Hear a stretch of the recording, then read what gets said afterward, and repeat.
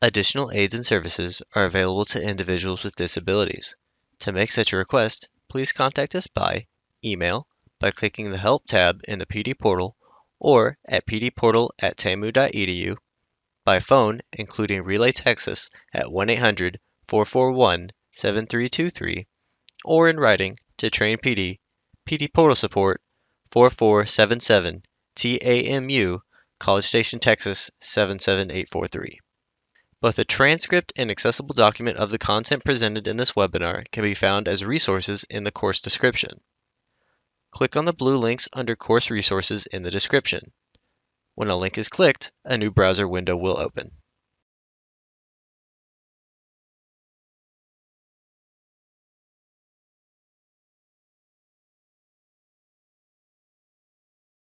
Our first CPPDC team member is Donna Gilpin, and Donna is a professional development specialist for the Career Pathways Professional Development Center at Region 6. Donna lives in Wichita Falls, Texas with her husband and her 2 daughters. She has over 10 years experience with program development and management. She's a training professional specializing in leadership, training, development, and delivery, coordination, and program support. So welcome, Donna.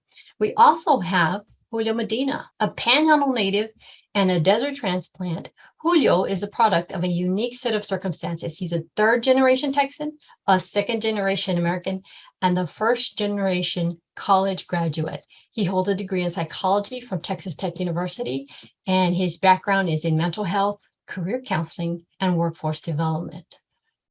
We also have Sebastian Ramos, and Sebastian is currently serving as a PD specialist for Region 6.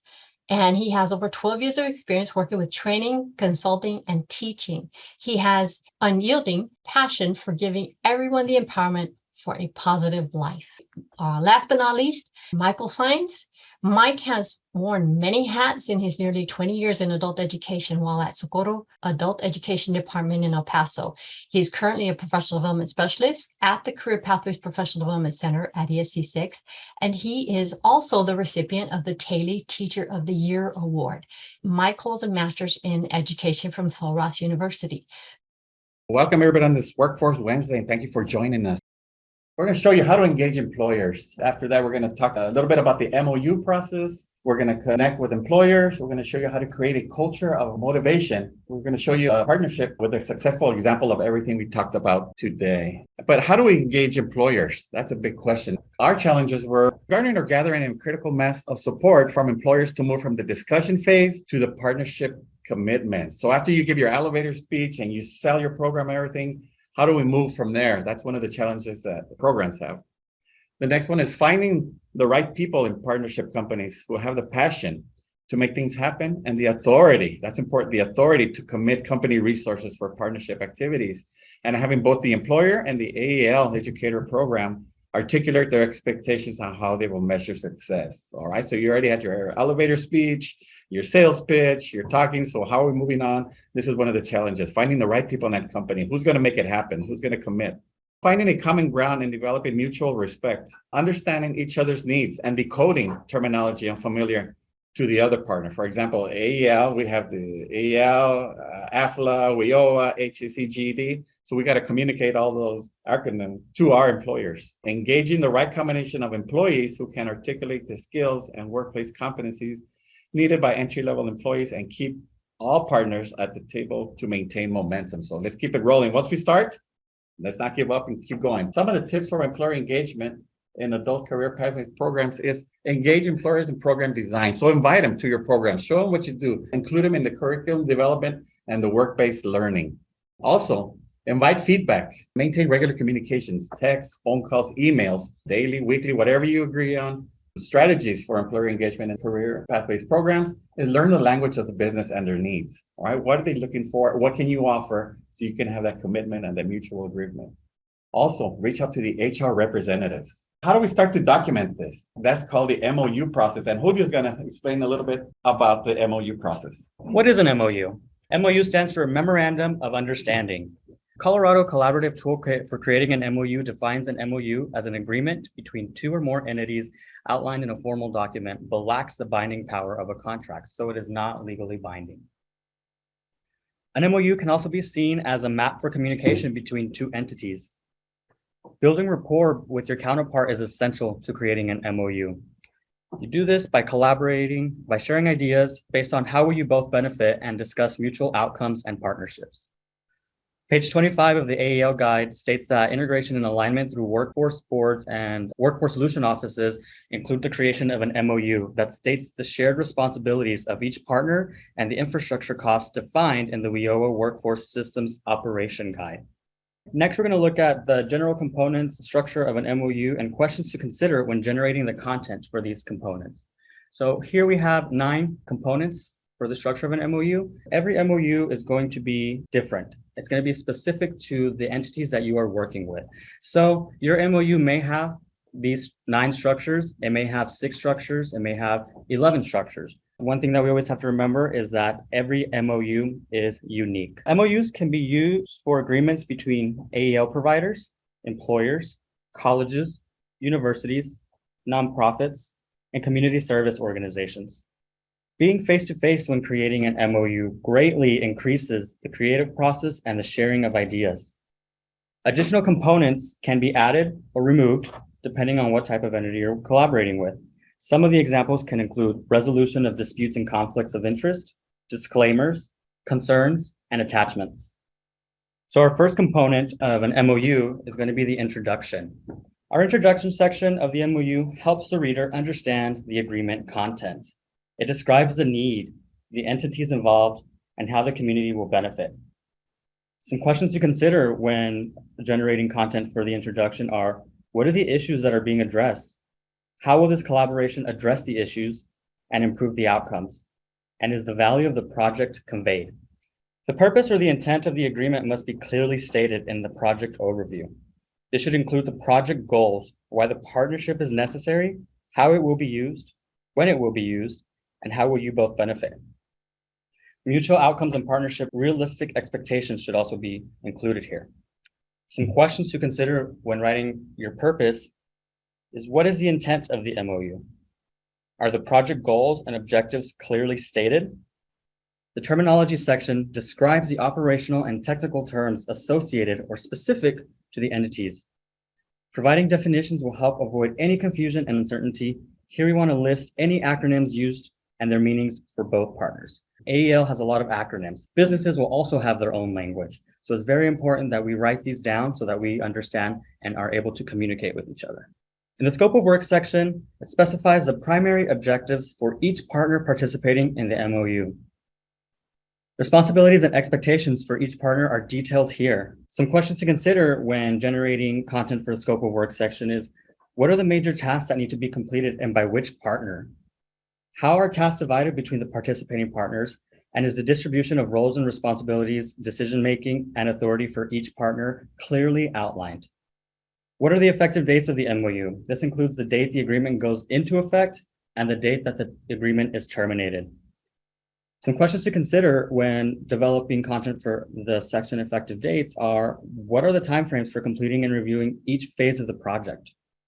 Does the potential to extend the partnership exist? And if so, what are the terms? What are the provisions for one partner to terminate the MOU early? Our next component is authority. This section outlines how decisions are made and how amendments or modifications are made to the agreement. Each partner must designate at least one individual who is authorized to approve the document. By setting up a decision-making structure that everyone understands and has agreed to, problems can be avoided when partners must make important decisions. There are many decision-making models that can be used. It's helpful to identify what types of decisions require a unanimous vote by partners, or if a quorum will be used, and what decisions can be made by a single partner. Some questions to consider for the authority section are there state or federal laws that impact the project? Who has the authority to make project-based decisions surrounding commitments and obligations for each party? Are there identified individuals that will have the authority to make decisions in all areas of the agreement or in only specific areas? What is the process for collective decision-making? And how are changes or revisions handled? Collaborative projects often require that partners share resources. These resources are diverse and they can include expert knowledge, data, service delivery, office space, supplies, insurance, personnel. So it's important to identify fees, compensation, and any rules associated with these resources. Also, assurance of confidentiality is an essential practice for protection of clients' rights. When any information is gathered and shared between agencies, it should be kept confidential, and the process for doing that should be included here. Some questions to consider when generating content for resources are: what resources will be shared between partners? How will the data be collected, stored, and shared? Will there be a fee for sharing resources? Are there any restrictions on sharing resources, such as confidentiality concerns or conflict of interest, which will need to be addressed? And who will retain the rights to the project data and reports once the collaboration is complete? Our next component is going to be monitoring activities. Integrating quality assurance measures help keep a project on track and ensure credibility of the work. These measures are used to protect the interests of partners throughout the duration of the project. So some questions that we consider when generating content for this is: what quality assurance measures will be instituted and reviewed throughout the project? Who will be involved in the review process? And what are the mechanisms for reporting outcomes and accepting feedback? Our last component is going to be the final authorization. Each partner must designate at least one individual who is authorized to approve the document. An MOU between agencies will often include the acknowledgement and approval of the executive director or a designee representing the administration. Some questions that we want to consider when generating content for the final authorization is: who is authorized to execute the agreement for each partner? Is there anyone else that's approved to make decisions in case the executive person is out or absent? So now we have all the components and how they come together to build the structure of an MOU. Every MOU is not going to be identical. You will have specific MOUs depending on which entities you are working with and the types of programs that you're working with. Here's an example of an MOU template. This is a template that I created, and as you can see, every component has a description of what should be in the component, and it has an example sentence that you can use. This is just a template, and it can be tweaked to fit your needs. One thing we always want to remember is it's going to be specific to the entities you're working with. Just a reminder, although an MOU is not legally binding, it allows parties to prepare for signing a contract by explaining the broad concepts and expectations of their agreement. Communicating in clear terms is what each entity hopes to gain from an agreement, and it can be essential to the smooth execution of a signing of a legal contract in the future and maintaining a good business relationship. And maintaining a good business relationship goes on with connecting with employers. There's some key components that go into this: building up a relationship, building rapport with them, developing trust, and ultimately getting that growth. So in building rapport, set realistic expectations and goals. Think back to when it first started, right? That SMART goal setting during that intake process. There were attainable goals that were mentioned. You guys put down those in paper. Now, these attainable goals should be something that the employer is able to have some feedback on and is able to attain, as well as the program. So throughout that process, support one another in reaching those goals. Our program should be a support. It shouldn't be a hindrance. Our program should be a lifeline for them. These employers, they do want these programs. They do want the best for their employees. So let's be that support for them. Now, at the same time, they should be that for us too, right? Now, I know, each one of us have our numbers to meet, right? So there are going to be supporting us. But think about this for 1 second. You guys ever had a project and you were in a part of a team, or you were building a relationship, just you and another partner, and you were trying to reach a goal and you didn't feel supported by someone in that team? Or what about you're building a partnership and you're trying to get done a goal, you're trying to reach this project, but it's just you in one silo? I know we've all felt siloed before.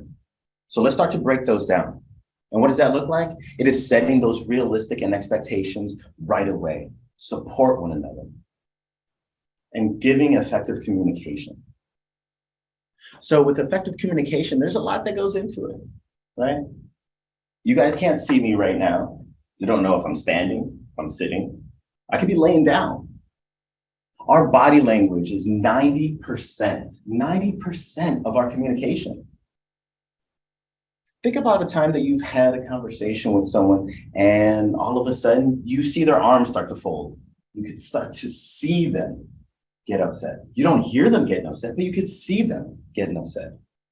Or all of a sudden you're speaking to someone and it's almost like they're turning their body and starting to head out the door. They are telling you that they don't care without even saying anything. They might be rolling their eyes. They might be making faces at you. These are things we should be cognizant of. When we meet with employers, watch out for these things. If you start to see the employer fold his arms and they're starting to mention something, just know that they might be backing off a bit on what you are trying to tell them. Now, at the same time, if they are saying something to you and all of a sudden you're just zoning out and turning to the side, well, then we're communicating that to them. All of us have had these building of partnerships already, these relationships, whether it's in work or not. And we know what that feels like when someone really doesn't want to speak with us. So when they're speaking, listen with curiosity.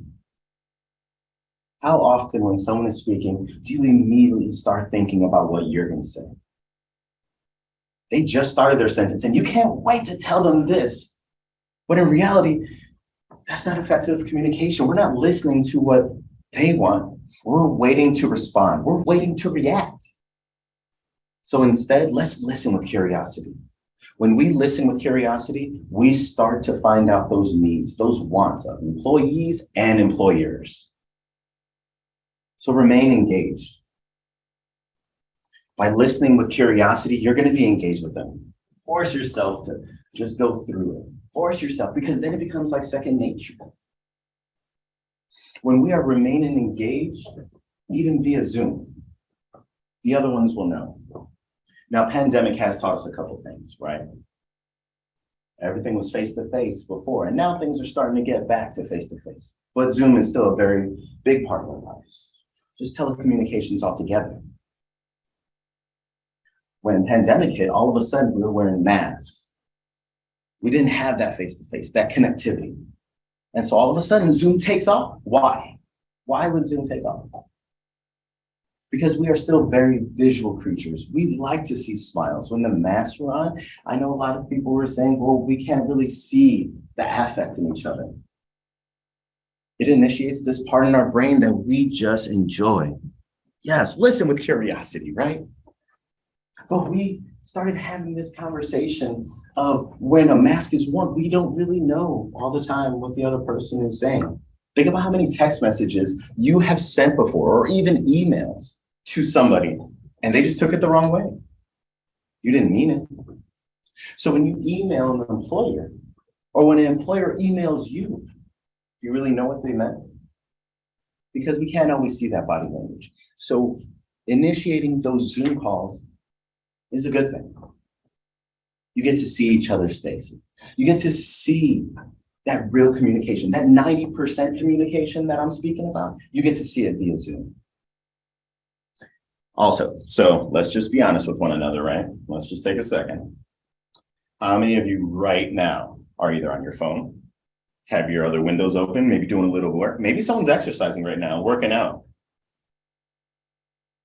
When we are via Zoom, we have to engage. We have to say, you know what? I'm going to put aside everything. I'm going to put aside my work. I'm going to put aside my dogs, my cats, everybody. Because that employer is worth hearing. That's the relationship. That's a real relationship. Not, I'm going to give you half my attention because another half is drawn this way. And I know, I get it. I get it. Sometimes we're getting pulled every which way. But we really do have to decide, is this employer worth 15 minutes? Because we're talking about a long-standing relationship. We don't want this just to end real quick. No, no, no. We want this to be a long-standing relationship for the student, for these employees. So if it's going to be long-standing, we have to have consistent communication. It's a must. Establishing a timeline for these check-ins. So the employee is going to go through all these classes. They are set on a path. The student is on their way there. The employer might feel siloed from us. So right away, let's establish some check-ins. It might be a weekend, it might be 2 weeks in. Whatever you guys decide, that is your programming.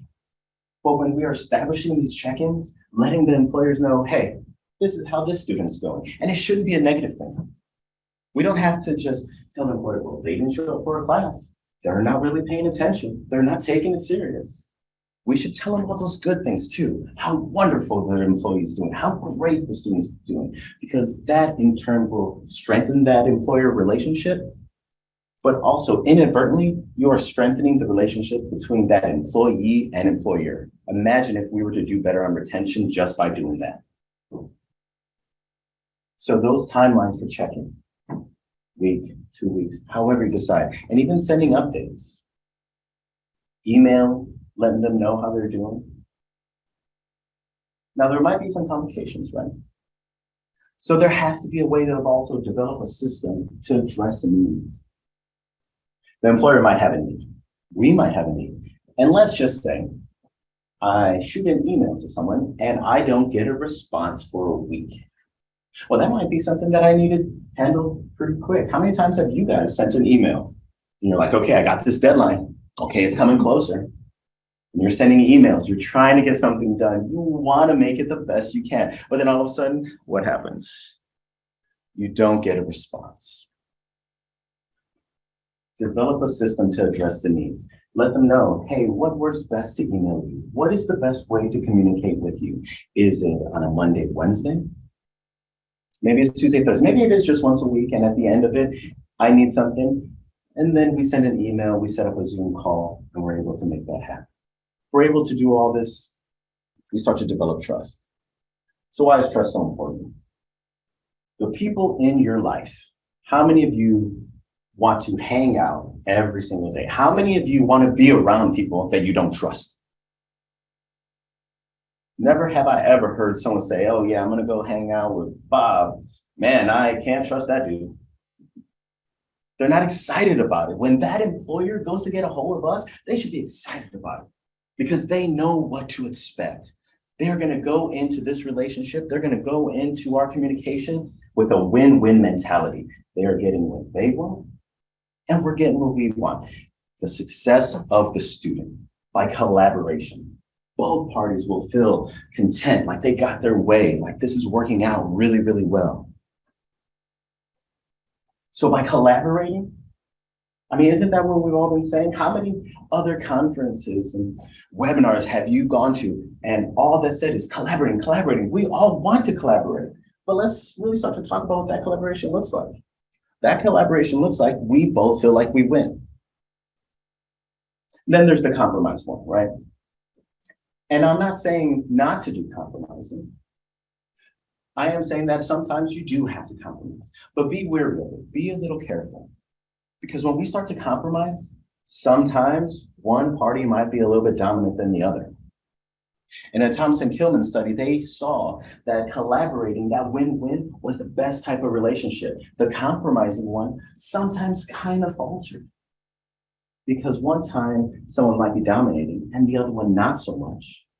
And that is the consistent relationship. That is the consistent partnership that they build. And then all of a sudden what happens? One actually starts to feel more of a win-lose. And they start to feel like one party got their way and the other one got taken advantage of. Nobody wants to feel that. Like I said, we are trying to develop long-term partnerships. Because eventually that win-lose, what happens? It turns into a lose-lose. All of a sudden, they're done compromising. They're going to get their way. And you know what? You're so used to, nope, I'm not going to. This is what needs to be done. Then all of a sudden, we're in a lose-lose, and we lose an employer. We said something we shouldn't have. We lose that employer. They said something, or they're not willing to work with us, and then we lose them. And you know what? Sometimes the partnership doesn't work. I get that. We're always not going to be able to have every single employer work with every single program. It's just not realistic. And that's okay. going back and reviewing what we need to do and getting those collaborations with employers, that's what we're looking for. So let's find the right fit. When we find the right fit, then we have mutual growth. That's when the program grows. All of a sudden, you'll start expanding. All of a sudden, the employers start talking. And yes, this is a good program. Helps with retention, helps with all these things. This is what we look for. There was a study done by Join in 2001. And what they showed was 80% of their employees wanted constructive feedback. Have you ever felt incompetent at your job? Like your supervisor doesn't care? Like somebody doesn't care? No one wants to feel that way. Our employers might feel like this sometimes. Our employers might feel, well, my employees just aren't going. My employers, they look at it and they're looking at the employees and saying, why don't you want to go? And then they're just stuck. They're not asking for that constructive feedback sometimes. But guys, sometimes that first step, it needs to be done by us first. Model our expectations by our behaviors, right? So tell the employers, hey, what can our program do better for you? How can we improve? Because each one of us should be improving, right? Forever learners. Of that 80% I was talking about with the study, only 42%, not even half of everybody that said, give me constructive feedback, got constructive feedback. Sometimes we want help. We need help. We're those forever learners, but we don't know how to go about even asking for it. Not one program is perfect, right? Not one person is perfect. We all have room to grow, just like every employer, every employee, every person has room to grow. So let's start those conversations of telling the employer, how do you see us improving? They're our customers. They're the ones that we're reaching out to. Going about it though, going about that feedback, it's important. Constructive feedback has to be objective. When feedback is given, it should be about the goal of the project. It has to be about that attainment of originally what we said. That's SMART goal setting during that intake process. The success of AEL, the success of all of our stakeholders. That's what we're looking for, the goal of the project. So anytime constructive feedback is given, it is given about the project. If I was to go up to any one of you and say, hey, look, so you're not very good at your job. And then just start rambling off everything I think isn't good. I mean, let's be real. You immediately are gonna end that effective communication and just wait for your turn to respond and react. Now, if I was to go up and say about the project, hey, look, so we're trying to reach this goal. How else can I support you so we can start being timely? How else can I support you to make sure that us as a group are reaching our goals? Constructive feedback, when given properly, there's no limits to it, right? So remaining objective.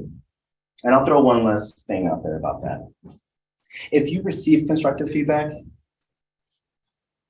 wait for your chance at a different time to give back that feedback.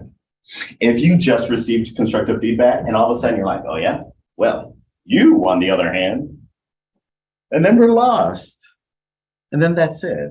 And then that effective communication breaks down. This is what it will look like with employers.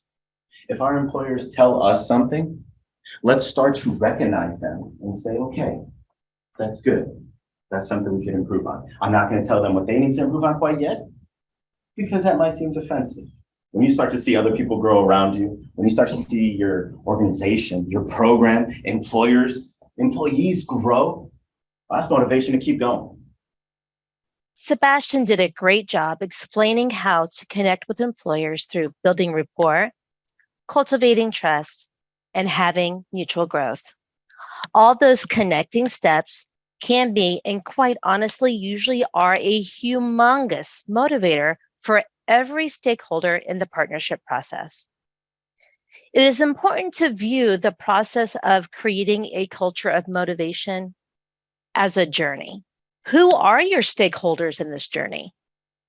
Possibly the HR department, by providing workplace resources during the MOU process.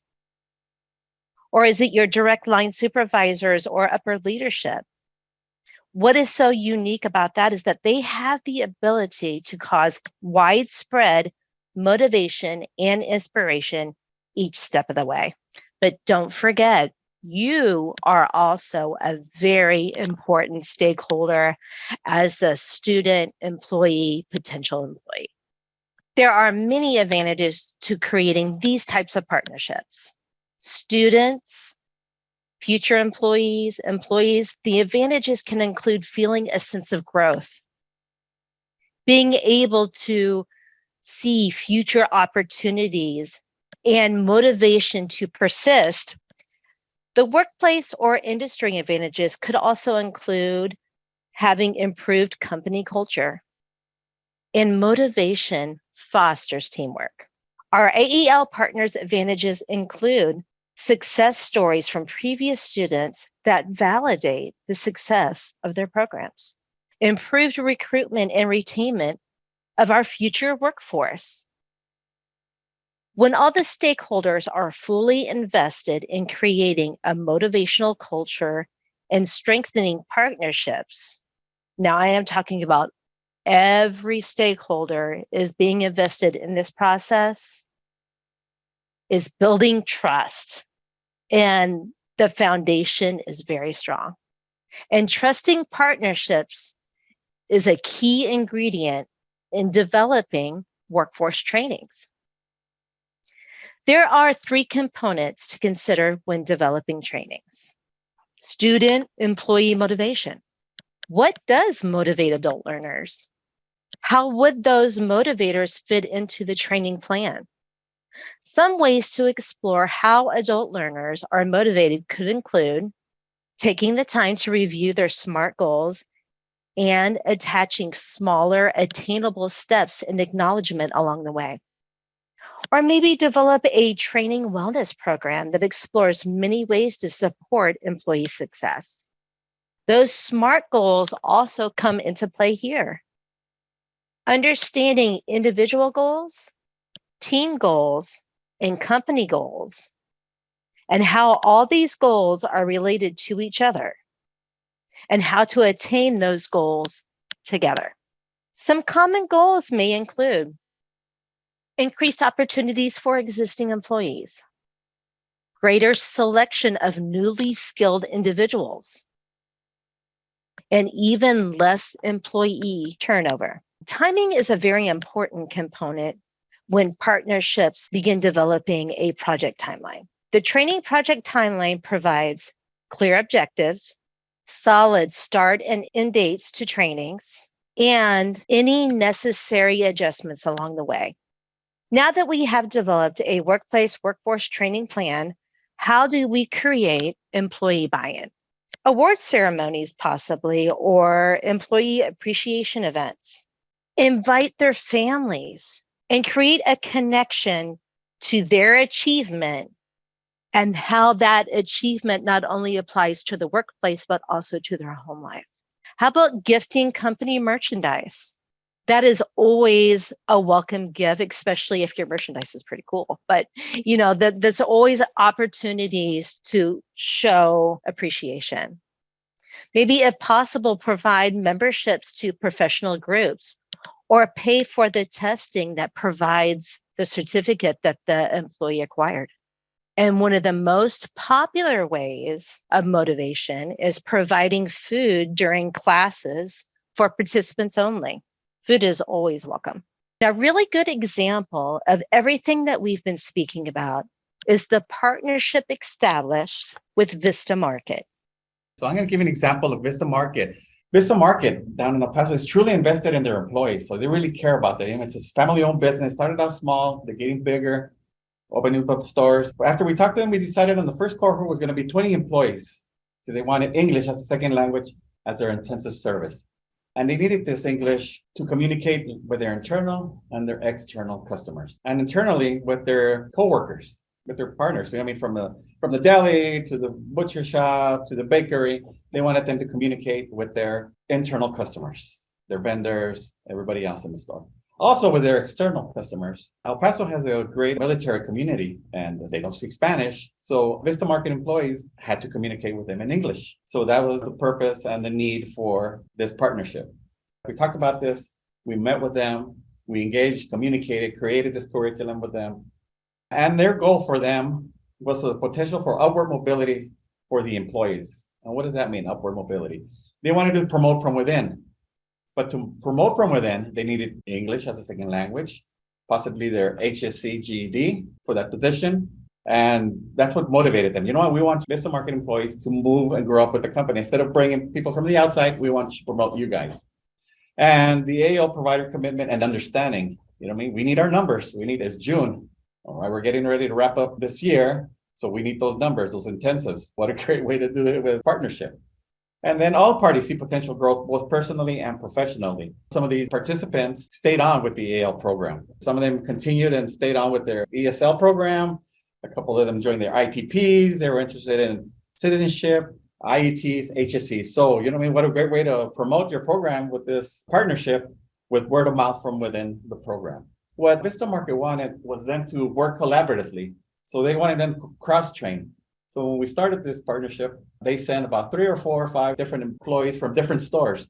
So when we got there, we created this curriculum for them and showed them how to work collaboratively. Because sometimes they were, well, this is my area. I only work the bakery. And I'm sorry, I can't help you with the area. Vista Market wanted them to cross-train and help each other. So right here, we had different store employees, different departments, different positions, helping each other and working with each other collaboratively. They also wanted technology skills. As we know, everything's moving toward technology.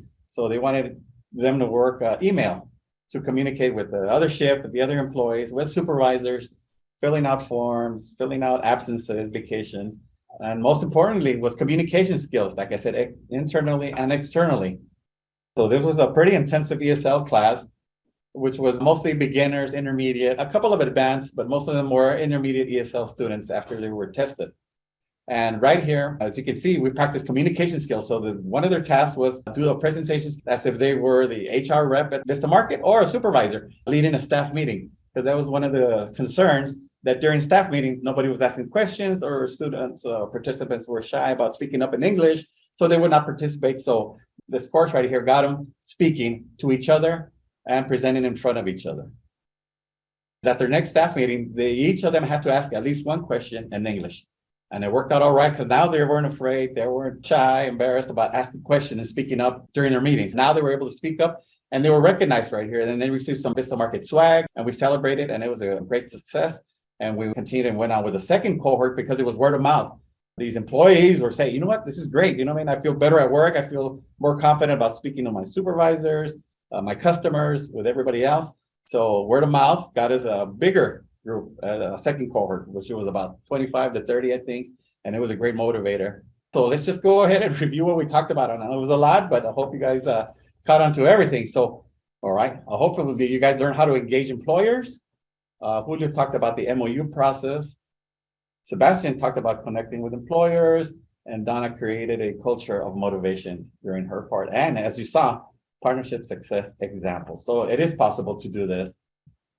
Thank you, CPPDC staff. We hope you enjoyed this pre-recorded webinar. After you have passed the final test with a score of 80% or greater and have received your certificate of completion, please take a few moments to complete the course evaluation. Participant feedback helps Train PD at TCAL continue to provide high-quality professional development. To leave a course feedback, please go to the completed portion of your transcript. To do this, hover over the My Learning tab and select View Your Transcript. Click on the drop-down arrow next to the word Active and select Completed. Then, click Evaluate in the drop-down menu next to the course you just completed. Please note that your feedback is greatly appreciated.